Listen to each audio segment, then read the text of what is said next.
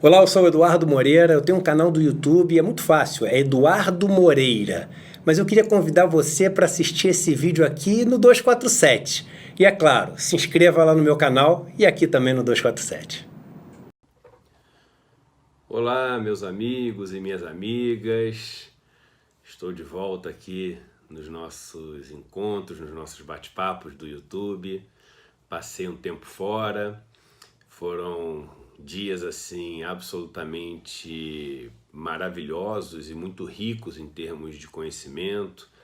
Eu estava nos Estados Unidos, tive vários encontros bacanas, encontros com ativistas, com lideranças, com intelectuais. Me encontrei com pessoas como o Danny Glover, com a Jodie Evans. Tive um encontro, para mim, assim, inesquecível com o Noam Chomsky.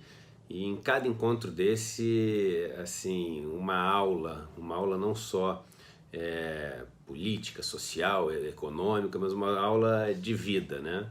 São pessoas que há muito tempo lutam por causas e tem muito a ensinar para pessoas que, como eu, são mais jovens assim, e às vezes fica naquela ansiedade da luta, né, de como é que vai ser, e a gente fica com isso na cabeça de vitória, derrota, consegui, não consegui, tô mais longe, tô mais perto do meu objetivo.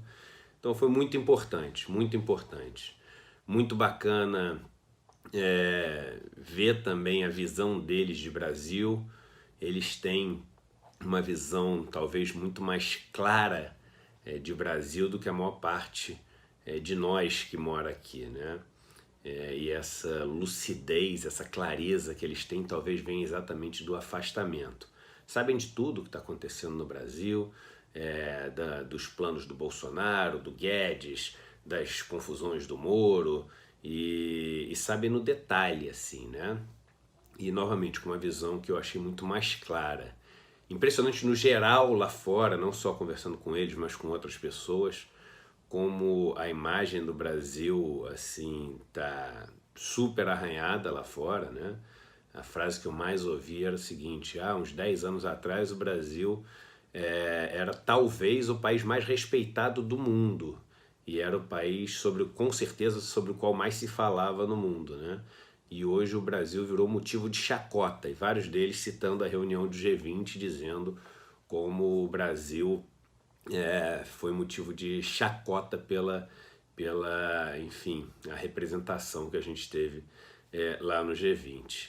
E no meio dessa confusão eu voltei cheio de novidades para contar, e aí no dia que eu estava voltando, duas notícias que, poxa, foram super tristes assim. Primeiro, do falecimento do Paulo Henrique Amorim, uma notícia incrivelmente triste, porque no momento desse onde é tão importante, né, a crítica fundamentada, bem-humorada, contundente, etc. E a gente talvez não tenha tantas pessoas que têm espaço na mídia para fazer essa crítica. Não pessoas que não façam a crítica, mas que tenham espaço e essa capacidade toda, essa história de vida como do Paulo Henrique Amorim. Então isso me deixou muito triste.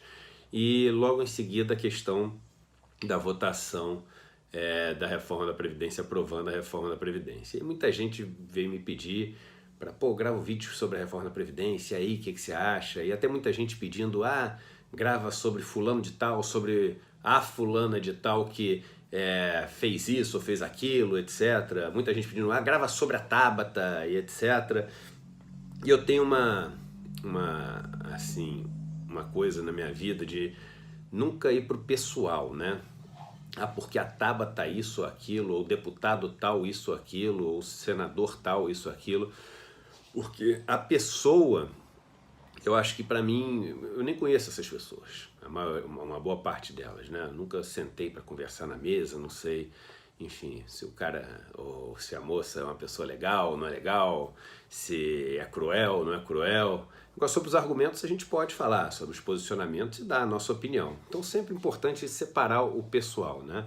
E eu falo isso daqui de uma posição de uma pessoa que sofre vários ataques pessoais, né? Então tem pessoas que nunca me viram na vida, não me conhecem, nunca sentaram para conversar comigo, e todo dia me mandam print de telas dessas pessoas que são economistas, né, famosas, às vezes trabalham em outras áreas, falam, não, porque o Eduardo é um oportunista, o Eduardo é isso, o Eduardo, a pessoa nem me conhece, né? Então eu poderia falar, mas esse dado que ele falou, esse raciocínio, enfim, eu não concordo, porque eu podia ser até firme assim, mas o Eduardo, né? Pessoas que não conhecem o Eduardo, falando do Eduardo é esquisito. Mas até isso foi legal lá a conversa com o Noam Chomsky, né? Que eu pude ver com ele como isso é uma coisa que aconteceu com ele durante toda a vida dele. Deixa eu tentar fazer um negócio aqui no vídeo para ficar melhor. Pronto, botei no modo avião, que aí garante que ninguém vai ligar durante a gravação do vídeo aqui. Mas até isso foi muito importante para mim, para poder ter forças para seguir nessa caminhada, assim, né? Porque às vezes não é fácil, né? Assim, todos somos humanos, né? A maior parte de nós não é psicopata, ou seja, não é frio em relação a tudo. Às vezes a gente fica chateado, irritado, nervoso, triste com comentários, com coisas que as pessoas falam que são não verdadeiras, né? Mas enfim, essa viagem me ajudou muito com isso. E aí, muita gente pedindo para falar sobre a reforma da Previdência, sobre essa votação. E o que eu pensava sobre tudo isso, o que eu pensava sobre a forma como isso passou, o número de votos, percentuais, os partidos que teoricamente não são partidos de oposição, como por exemplo o PDT e o PSB, que tiveram um percentual relevante do seu quadro votando a favor da reforma. E a primeira coisa que eu queria falar era o seguinte, começar pelo outro lado, né?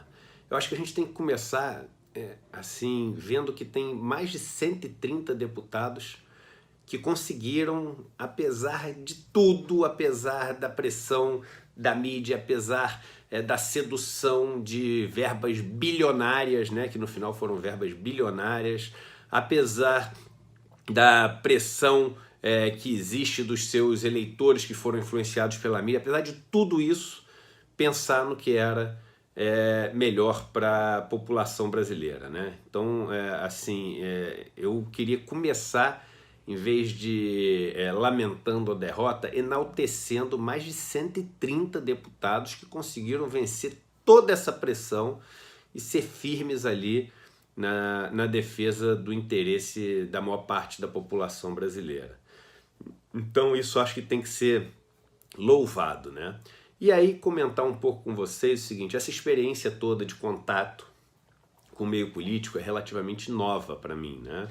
Eu, desde que alguns vídeos meus, alguns comentários meus, quando eu tinha entrado para a rádio, etc., começaram a ganhar uma certa exposição, principalmente nessa discussão política, eu fui apresentado ou fui procurado por vários políticos e comecei a conversar com deputados, senadores, deputados estaduais e assim, a mensagem que eu queria passar para vocês é o seguinte, o cara que está falando com vocês é um cara que imaginava que a maior parte dos políticos brasileiros estava lá para vantagem pessoal ou pelo poder pelo poder, etc. E eu fiquei impressionado com a quantidade de pessoas que eu conheci nesse meio político que realmente querem o melhor pro país, assim. E são pessoas que não necessariamente pensam igual uma outra. Claro, não tem duas pessoas que pensam igual. Aliás, quando você me critica, falando, eu gostava de tudo que você falou, mas isso que você falou agora, eu não te sigo mais, etc. E aí tem o seguinte, gente, você nunca vai encontrar um clone seu, entendeu? E esse é o segundo é o seguinte, eu nunca vou ser escravo seu, da sua opinião. Eu nunca vou ser escravo da opinião de uma pessoa que diz, se você não pensar isso, eu não te sigo. Então, se for assim, o Eduardo não serve para nada. Então, eu tenho que sempre ter essa independência de poder pensar o que eu acho mais coerente e não necessariamente tem que ser igual ao que você pensa. E isso que deveria ser a riqueza da história. Mas eu conheci um monte de gente lá e pessoas, eu aqui, enfim, até falaria alguns nomes, mas com certeza esqueceria alguns, porque tem sido assim um número tão grande de deputados e senadores com os quais eu tenho me comunicado quase que diariamente e discutindo caminhos para o país, dando opiniões, ouvindo opiniões, passando um pouco minha análise de conjuntura, minha análise econômica, às vezes até minha análise política, e pessoas como, para dar exemplo de vários partidos diferentes, o deputado Henrique Fontana, a deputada Jandira Fegali, aliás, para mim, o exemplo de deputada que assim pensa o tempo inteiro no que é assim o melhor para o país, de uma capacidade técnica, estuda o tempo inteiro, analisa, sabe os números, os dados, ela com certeza um exemplo enorme. O Túlio Gadelha, que é uma pessoa com quem eu tenho me comunicado bastante, que tem sido incrível assim nessa discussão toda. O senador Paulo Paim, que desde o começo me acolheu, foi o primeiro que me levou lá para falar. O senador Randolfo Rodrigues, que tem uma atuação brilhante e também só pensa no que ele acha que é o melhor para essa maior parte da população brasileira que é desassistida. O senador Fabiano Contarato, a deputada Marília Reis, o deputado André Janones, um cara que é do Avante, um partido que votou todo a favor da reforma da Previdência. Ele, um cara que votou contra a reforma da Previdência. E outras pessoas que não são deputadas, nem senadores, mas são pessoas com as quais eu estive durante esse processo, e que eu acho que também vale a pena mencionar, porque são pessoas que eu não conhecia a intenção, conhecia ali de ver na propaganda política, etc. Uma delas, o Boulos, né, o Guilherme Boulos, para mim, a maior liderança popular que a gente tem no Brasil e mais incansável guerreiro que a gente tem, que viajou o país inteiro, assim, impressionante a energia desse cara e assim, a pureza de intenção que esse cara tem. Assim, o momento que eu tive com ele, conversamos bastante tempo, um cara absolutamente brilhante, tá? Inteligentíssimo, mais inteligente que 90% das pessoas que eu conheci no mercado financeiro, cheio de mestrado, doutorado, etc. Pô, o Boulos dá um banho nesse pessoal com a experiência de vida que ele tem, além da experiência acadêmica também, né? O Boulos é um cara que tem uma experiência acadêmica grande. O Ciro Gomes, com quem eu tenho conversado bastante, para mim é um cara que tem o melhor diagnóstico de país, assim, é um cara que tem um diagnóstico brilhante de país, e é um cara que lutou demais contra essa reforma da Previdência, mesmo tendo uma pressão muito grande de parte do eleitorado dele. E aí vários outros, deputado, o professor Israel, o Paulo Teixeira, enfim, é um número de pessoas, e pessoas, assim, eu não estou aqui para fazer propaganda dessas pessoas, mas para mostrar para vocês o seguinte: eu conversei com essas pessoas, eu estive com essas pessoas, eu estava, que nem vocês, do outro lado do balcão, sem conversar com elas até pouco tempo atrás, imaginando que político era tudo negócio de esquema. E tem gente que, assim, essa intenção que a gente fala na roda de bar, na mesa de jantar, com os amigos, poxa, ninguém tem lá que quer o melhor do Brasil, e na verdade os caras só estão lá por causa do interesse. Tem muita gente lá que quer o melhor mesmo, E aliás, eu acho que assim, hoje, olhando, né, com a experiência que eu tive, com as pessoas com as quais eu estive lá, eu meio que divido o grupo de deputados e senadores que a gente tem em 4 grupos, assim, né? Eu acho que tem um grupo que é um grupo que é até relevante, que está lá para defender mesmo os interesses da elite brasileira. Então, um grupo que foi colocado pela elite, foi bancada pela elite, tá lá todos os dias conversando, se reunindo com a elite brasileira, e tá lá para manter essa estrutura incrivelmente desigual e os benefícios da elite. Tentar buscar menos impostos para eles, fazer com que eles tenham, mas enfim, um sem número de benefícios, e ao mesmo tempo para botar ali uma capa, né, um teto em cima das pessoas que poderiam subir e ameaçá-las. Então tem um grupo que está ali para isso, com essa função. Tem um grupo de pessoas lá que claramente está lá para tirar vantagens pessoais mesmo, como eu achava que era todo mundo, mas por incrível que pareça, eu acho que esse grupo é até minoria, tá? Minoria mesmo, né? Sei lá, eu não chutaria um percentual aqui, mas um percentual menos da metade com certeza, sim, talvez menos de 1/4 das pessoas. E aí tem um grupo que é um grupo relevante de pessoas, das quais essas todas que eu citei, eu tenho hoje convicção que fazem parte, que são pessoas que têm uma visão do que é o melhor para o país. E o país, que eu digo, os 220 milhões de pessoas. E por que eu estou falando isso? Porque aí tem o 4º grupo, que é um grupo de pessoas que se elegeu com uma causa. Então, pessoal, a bancada da educação, bancada evangélica, bancada da arma, bancada do agronegócio. E esse pessoal, apesar de às vezes muito bem intencionado, é um pessoal que eu acho, eu não queria usar a palavra perigoso, né? Mas é um pessoal que muitas vezes falha em defender o interesse da nação, porque como ele vai lá por uma causa específica, ele está lá preparado para negociar. Por quê? Porque ele tem que ir lá cumprir a missão de fazer com que aquela causa passe. Que venham coisas boas para a educação, que venham coisas boas para liberar as armas, que venham coisas boas para o agronegócio. E às vezes causas até boas, como por exemplo eu falei da educação. Mas são pessoas que estão dispostas a negociar. Porque você vai para uma causa, você não está lá para o país. E aí vem o ponto principal, gente, em relação à reforma da Previdência. A conclusão que deveria ficar óbvia para todo mundo, devia ficar clara e transparente, límpida como água para todo mundo, é o seguinte: nós, como país, não estamos representados pelos deputados e senadores que a gente tem em Brasília. Não estamos.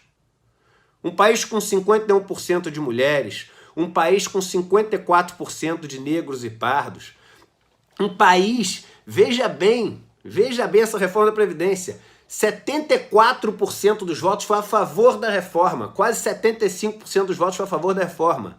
A renda média dos 75% mais pobres do Brasil é de R$ 2.200. Vocês acham que essas pessoas que votaram a favor da reforma representam essas pessoas que ganham até R$ 2.200? É claro que não! Isso tem que ficar óbvio para todo mundo. Tem que ficar claro para todo mundo que no final, por causa dessa capacidade de negociar que essas pessoas que vão por uma causa têm, e aí o dinheiro vale muito nessa capacidade de negociar, porque você acaba fazendo os lobbies ou liberando emendas, etc. E o cara fala, pô, consegui o que eu queria, então beleza. E fora a bancada da elite e a bancada que quer negociar coisa própria, todas essas são influenciáveis pelo poder do dinheiro. Então é o seguinte, a gente tem um Congresso, uma Câmara e um Senado que efetivamente estão lá defendendo a minoria. E isso tem que ficar muito, muito, muito, muito claro. Essa reforma mostra isso. 75% dos deputados votaram a favor de uma reforma que beneficia as pessoas mais ricas e só elas, que destrói a segurança social, a seguridade social da parcela mais pobre da população brasileira, que faz com que a maior parte das pessoas que poderiam ter direito a abono não tenham direito ao abono salarial. E quando tiverem direito ao abono salarial, não tenham garantido mais que vão ganhar um salário mínimo, que possam ganhar 12avos do salário mínimo. Faz com que os homens tenham que trabalhar mais 5 anos completos para poder garantir com a idade mínima. 5 anos completos com que as pessoas conseguem, na média, comprovar de contribuição por ano, significa, no caso dos homens, mais de 10 anos de trabalho. E isso, gente, para ganhar 60% da média. A gente está falando de pessoas que vão ter que trabalhar 75, 78, 80 anos de idade para ganhar 60% da média. As mulheres, elas vão ter que trabalhar 2 anos a mais para a idade mínima atingida. E ainda tem essa questão que os 2 anos a mais não são só 2 anos a mais, porque as mulheres têm essa carreira, essa vida laboral que não é só remunerada, tem a vida em casa, cuidando das crianças, cuidando da casa, fazendo almoço, limpando a casa. Num país machista como o Brasil, ganham muito menos que o homem, ou seja, a contribuição que tem ali também é menor, a média dos salários é menor, então tudo pior para elas. Gente, negros e mulheres foram os mais prejudicados com essa reforma. Por quê? Primeiro, negros porque são muito mais informais do que os brancos e agora tem que comprovar mais 5 anos para atingir a idade mínima, e a maior parte dos negros e pobres se aposentam pela idade mínima porque não consegue comprovar muitos anos de trabalho, e agora vai ficar praticamente impossível para eles. Então, agora é o seguinte, É meio que a escravidão mesmo. Ganha um pouco de dinheiro, mas é escravidão. Por quê? Os negros vão ter que trabalhar até o final da vida. E vão mesmo. É verdade isso. É verdade. As mulheres agora, além de nunca terem tido valorizado todo esse trabalho não remunerado que elas têm um salário muito menor que o dos homens. Eu falei, 75% das pessoas do Brasil, dos mais pobres, têm uma renda média de R$ 2.200. A dos homens, 2.500, das mulheres, 2.000. A média dá 2.200. Olha só, gente. São essas mulheres que, além de já ter todos esses desafios, esses obstáculos, agora tem que trabalhar mais 2 anos num país como o Brasil. E aí é média. A mulher do Maranhão, a mulher do Acre, de vários lugares do país vão ter que se aposentar com a mesma idade da mulher daqui de São Paulo. É assim, é isso. O problema de média é isso. Todo mundo é igual, independente de condições absolutamente desiguais que a gente tem no Brasil. Mulheres e negros são os mais prejudicados dessa reforma. E ali, elas estavam representadas pelas pessoas que votaram? Não só fazer a conta simples que muita gente fala, qual é o percentual de mulheres que tem na Câmara e no Senado, qual é o percentual de negros, tudo bem, é até uma conta que é válida fazer, mas mesmo as mulheres e negros que estão lá, eles estão representados? Aliás, essa elite brasileira, essa classe, sim, a gente pode dizer opressora, mas parece comunista e trotskista, marxista, leninista, stalinista, usa o que você quiser, mas é o seguinte, a gente tem uma classe opressora e uma classe oprimida. A gente vive uma luta dos mais ricos com os mais pobres. Existe o nós e eles. Isso não é invenção de ninguém. Não é invenção do Lula, do PT, que quer botar um contra o outro. Existe. E essa reforma mostrou isso, como existe. Isso tem que ficar claro para todo mundo. Existe o nós e eles no país. Existe uma guerra para manter esses privilégios. E, aliás, um dos artifícios e, assim, inteligentíssimo, uma das estratégias das elites agora é o seguinte: vamos criar fundações, institutos que pegam líderes em comunidades mais pobres, etc., e a gente prepara eles. A partidária, não tem partido nenhum. E vamos pegar esses líderes dessas comunidades e vamos transformar eles em políticos para termos novos políticos no Brasil. Gente, será que eu falo isso já há um bom tempo? Será que ninguém parou para pensar o que é isso? Olha quem financia esses institutos, essas fundações. São as pessoas mais ricas do país. São as pessoas que são privilegiadas no país. Você acha que eles estão financiando para formar pessoas que vão defender os mais pobres e diminuir o lucro das empresas deles? Vocês acham isso? Vocês juram que acham que isso é possível? O que eles estão fazendo é o seguinte: eles estão fazendo o oprimido virar o hospedeiro do opressor. Porque quando você tem alguém que vem de uma comunidade mais pobre, que tem um histórico de vida sofrido, um histórico de vida junto com a população mais pobre, e faz com que essa pessoa esteja lá na Câmara ou no Senado e vote a favor de algo que beneficie os privilegiados, você está dando uma chancela. Você está pegando e você está fazendo um marketing da decisão espetacular para as pessoas privilegiadas, porque aí você fala, olha, ele já viveu a pobreza e está votando a favor disso, então isso é bom para você. Mas isso estava claro desde o início. Estava claro desde o início que a ideia de fazer essas fundações, esses institutos, era infiltrar opressores dentro dos oprimidos, disfarçados e sem eles saberem, às vezes super bem intencionados, mas você passa ali por um período de anos recebendo palestras do dono da empresa tal, do fundador da empresa tal, do fundador do banco tal, aí você vai para os Estados Unidos, vai para Cambridge, Oxford, vai para Harvard, vai para o MIT, não sei o quê. Quando você vê, você ainda se acha o cara que veio da comunidade carente, da favela, do movimento negro, etc., mas você já está legislando para o cara que te criou. É óbvio isso. E você acaba sendo uma propaganda que, infelizmente, faz com que muitas pessoas que deveriam ser protegidas por esses que tiveram a origem delas, sejam oprimidas por elas, mas estejam ali confiando. E não existe nada pior do que trair a confiança das pessoas. Nada.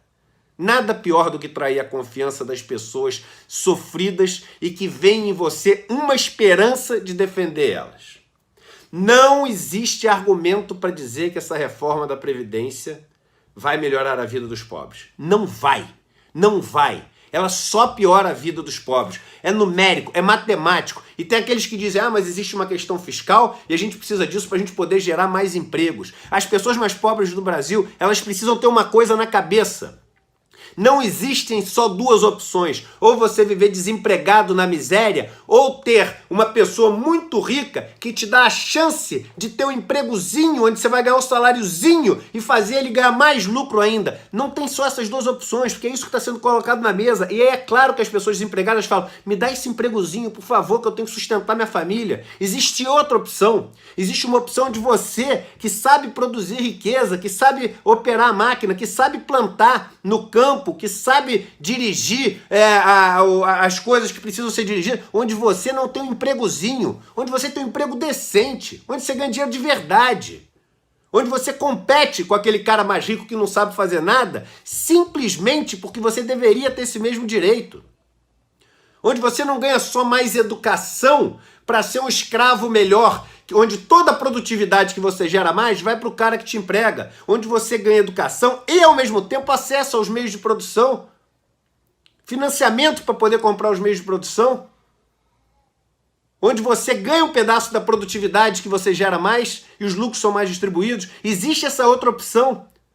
E estão querendo falar para você que só existem duas opções. Ou você ser o cara que está ali desempregado, ou o cara que tem um empreguinho para você, porque o super empresário é bonzinho e agora com menos custo, menos obrigações trabalhistas, etc., ele vai te dar essa chance. Não é esse o mundo pelo qual você tem que lutar? O mundo pelo qual você tem que lutar é um mundo onde você tenha verdadeiramente os mesmos direitos que esse outro cara que te explora. E isso não é ser comunista, isso é ser o seguinte... Isso é seguir a lei. Isso é ser humano. Isso é ser justo. Não caiam nessa lorota de que agora vão gerar mais empregos. Na escravidão não tinha desemprego, estava todo mundo empregado. Era bom a escravidão? Mas o cara tinha ali o que comer. Gente, não podemos retroceder. Eu entrei no avião, vindo de Los Angeles para cá. Quando eu entrei, eu passei na primeira classe, assim, do avião, indo para minha cadeira, que era lá na classe econômica, perto lá do fundo do avião. E aí, quando eu passei na primeira classe, tinha um cara bem rico ali, estava na primeira classe, todo bem vestido, e o filho dele, um menino de uns 15 anos, assim, meio cabeludo, com aqueles fones de ouvido, meio, sei lá, geek, meio nerd, assim, garotada da cidade, que é todo mundo meio, assim, hoje em dia, tecnológica, etc, né, mas meio perdidão, assim. Aí o pai chegou, falou assim, foi ali que eu soube da notícia, ele falou assim, você viu que passou a reforma, né?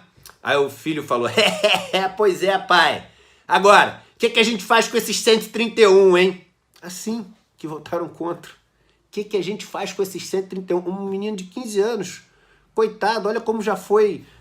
já teve uma lavagem cerebral feita pelo pai, tratando os 131 que estão ali buscando algo que proteja a população como criminosos, como descartáveis, como um negócio meio que nazista, neonazista. O filho falando, vamos eliminar esses caras, o que a gente faz com esses 131? Eu não entendo como as pessoas não conseguem ver isso, talvez seja a única coisa boa desse momento que a gente está vivendo, a chance de poder ver isso. O evento que teve lá da maior corretora do Brasil, né? Aí chamaram, agora, teve há pouco tempo atrás, chamaram o Paulo Guedes para dar um discurso. Olha só, gente, o Paulo Guedes vai dar um discurso nesse evento da maior corretora do Brasil, que é sócia do maior banco do Brasil. 10 mil pessoas no público. Aí o Paulo Guedes fala assim, nós somos 200 milhões de trouxas e o Brasil tem esse problema que tem só 4 grandes bancos e nós vamos acabar com isso. Aí os 10 mil levantam e batem palma emocionado, parece que tinha gente chorando. Vocês acreditam que os 10 mil estão batendo palma porque ele realmente vai acabar com o poder dos 4 grandes bancos se um dos bancos é sócio deles? É claro que não. É claro que eles sabem que não tem verdade nenhuma nesse discurso, senão não estavam de pé batendo palma. Estavam preocupados com a cabeça baixa, falando, e agora? Como é que a gente vai fazer sem poder ter essa moleza toda? É claro, é isso que as pessoas têm que ver. As pessoas têm que conseguir ver com essa votação, as pessoas da reforma, as pessoas têm que conseguir ver quando um ministro da economia fala isso para um grupo de 10 mil pessoas que representam o que há de mais sério no país em termos de elemento concentrador de renda, em termos de elemento opressor, em termos de elemento que freia o crescimento do país e é aplaudido de pé por essas 10 mil pessoas. O Brasil tem que conseguir ver que ele não está representado no Congresso. Não está. Os deputados e senadores do Brasil, a sua maioria, não representam. Porque estão ali ou para proteger a sua área e por proteger a sua área estão aptos a negociar, ou porque estão ali por benefício próprio, ou porque estão defendendo a elite. E, novamente, vamos tomar cuidado com as pessoas que vieram de comunidades mais pobres ou das pessoas que deveriam estar sendo protegidas, da maioria brasileira, mas foram doutrinadas por aqueles que são lá da elite. Vamos tomar... E não são pessoas mais, novamente, tira do pessoal. Não, eu não gosto de bom ou mal, o negócio é maniqueísta, eu não gosto dessa dicotomia de que esse cara é bom, esse cara é mau, não sei, mas os interesses que estão sendo defendidos não são o da maioria brasileira. E isso está claro nessa votação da reforma. Por isso, aqui ó, para vocês 131 que tiveram a coragem de enfrentar tudo isso, minhas palmas e meu compromisso, minha lealdade nessa luta. Isso não foi uma derrota.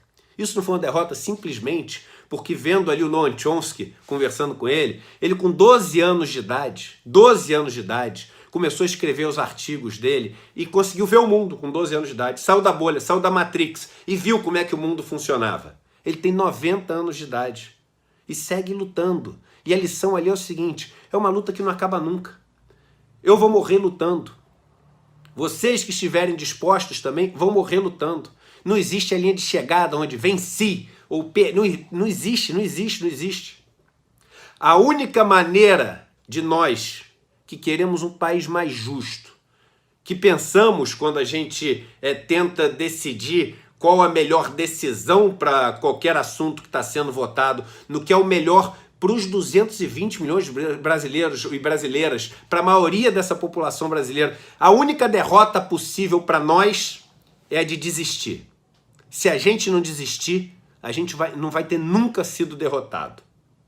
Então, vamos continuar lutando por esse país mais justo, conseguindo ver com clareza esse país que não é representado pelos seus políticos, o Brasil não é representado pelos seus políticos, não temos uma verdadeira democracia representativa, não temos, e o único jeito da gente fazer com que esse cenário mude é a gente mostrar para as pessoas, mostrar que é tão claro como a maior parte dos deputados votando contra a maior parte da população, mostrando que a aposentadoria ela deixa de existir para pobres, para negros, para boa parte das mulheres, mostrando para as pessoas que o ministro da Economia é aplaudido de pé por 10 mil pessoas do sistema financeiro, quando fala que vai acabar com a concorrência dos bancos, que o maior banco é sócio dessa corretora. É claro, é tão claro.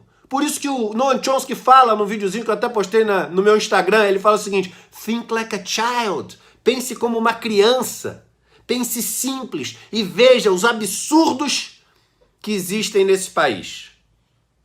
Eu vi que existem muitos deputados e senadores que veem esses absurdos, que lutam contra esses absurdos. Tem outros deputados e senadores que estão lá com uma missão de manter esses absurdos. E com esses, infelizmente, eu acho que nunca vou conseguir me comunicar. Mas com vários outros, eu sei que eu posso me comunicar. Eu sei que vocês que também querem um país melhor podem se comunicar. E é nisso que a gente deve focar. Porque é aí que vai começar a mudança. Uma mudança que não acaba nunca. Novamente, não tem linha de chegada. Mas também não tem derrota se a gente não desiste. Vamos seguir firme nessa luta e lutar por um país mais justo para todo mundo. Um abraço e até o próximo vídeo.